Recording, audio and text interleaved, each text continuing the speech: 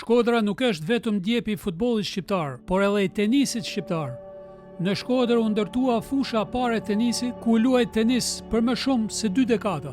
Jo vetëm e kaq, por sot me krenari mund t'i themi edhe Serbisë, që mburret edhe për historikun e këtij sporti.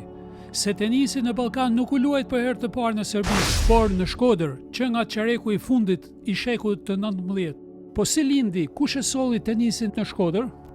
Para se të njiheni me përgjigjen e kësaj pyetje, duhet të dimë që tenisi i sotëm, tenisi modern u shpik në Birmingham në vitin 1870 nga majori Walter Wingfield, që shkruajti edhe rregullat e lojës në formën e një libri dhe 4 vite më vonë, në 1874, e regjistroi këtë dokument me patent dhe e quajti këtë sport tenis në fushë bari.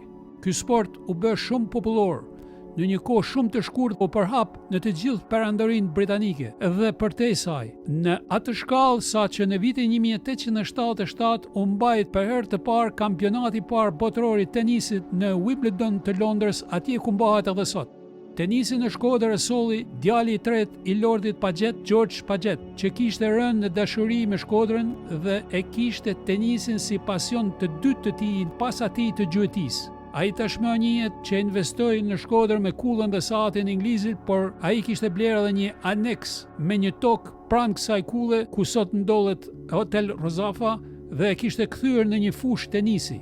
Sporti tenisi njihet në atë kohë si sport vetëm i të pasurve. Dhe në të njëjtën mënyrë në Shkodër, Gjorgji ftoi anëtarë të familjeve pasanike shkodrane dhe krijoi në Shkodër një grup tenisi nga ky komunitet shkodran që përbëhej nga anglezë dhe shkodran, gra dhe burra që e praktikonin këtë sport me pasion në kohën e tyre të lirë. Ngjarjet dramatike të luftës ballkanike dhe rrëfimet të Shkodrës, ku bombardimeve nuk i shpëtuan as dhe pronat e Gjorgjit, i dhanë fund këtij sporti dhe Gjorgji ja udhëroi pronën një oficeri anglez që banonte në atë kohë në Shkodër. Sporti i tenisit në Shqipëri rilindi në Tiranë. Në fillim të viteve 1930, ishte Salin Albani ai që filloi të merrej me këtë sport, që kur ishte student në gjimnazin e Tiranës.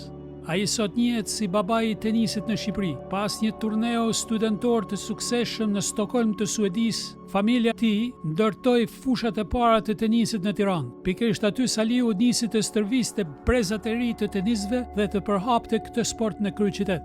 Pra në përmbledhje, tenisi në Ballkan u luajt për herë të parë në Shkodër, ku ngrit fusha e parë e tenisit dhe u luajt sipas rregullave të tenisit modern me uniformat sipas kërkesave të asaj kohe. Ju falenderoj që na ndoqët. Subscribe për më shumë video si këto.